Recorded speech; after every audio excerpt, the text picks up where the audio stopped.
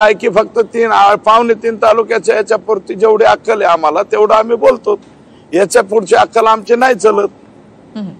सुरेश दास, मात्र तुम्ही मुख्यमंत्र्यांकडे याची मागणी करणार का? कारण मुख्यमंत्री मंत्रिमंडळाचे प्रमुख असतात, देवेंद्र फडणवीसांकडे तुम्ही याची मागणी करणार का? आम्ही देवेंद्रजींकडे जे काय मागणी करायची ती केलेली आहे, जी मागणी करायची ती केलेली आहे। साहेब त्याच्या बाबतीमध्ये सिरियस आहेत। आता त्यांच्या राष्ट्रीय पक्ष त्यांचा आहे, त्यांचे अध्यक्ष जे आहेत त्यांनी या बाबतीत निर्णय करावा ना। आमच्या भाजपचं असतं तर आम्ही डायरेक्ट सांगितलं असतं नमस्ते लंडन करा म्हणून। सुरेश दास, तुम्ही जो आका म्हणता 18 दिवस झाले हा आका पोलिसांना सापडत नाही, पोलिसांवर कोणाचा दबाव आहे का? मला नाही वाटत दबाव कोणाचा राहील।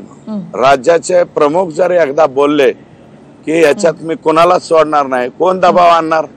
परंतु काय आहे की आमच्या बीडच्या पोलीस दलामध्ये यांना म्हणजे यांच्यासाठी काम करणारे काही लोक आहेत डायरेक्ट, जे यांनीच तिथं बसवलेले आहेत। आता नवीन एसपी आले, त्यांना अजून माहित नाही, तर आम्हाला माहिती आहे कोण बसवला।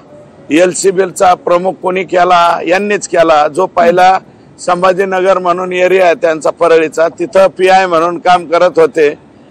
तिथं अगोदर खूप चांगलं काम करणारे एक अधिकारी होते, त्यांना रात्रीत काढलं, लगेच यांना बसवलं।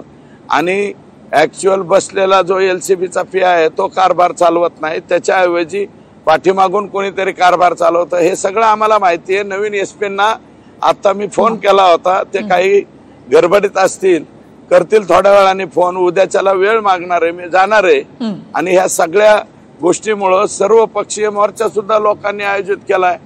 आता आम्ही जरी भाजपचे असलो, सत्ताधारी असलो, तरी लोकांच्या प्रेशरच्या पुढे जाता येत नाही। लोक म्हणतील का तुला तर काल परवाच मतं दिली होती, तू मोर्चाला नाही गेला तर चपलाने हाणते ना आम्हाला लोक, आमचेच तोंड पडतील लोक। त्याच्यामुळे आम्हाला मोर्चात बी सहभागी व्हावं लागणार आहे। सुरेश दास, तुम्ही असं म्हणाला होतात की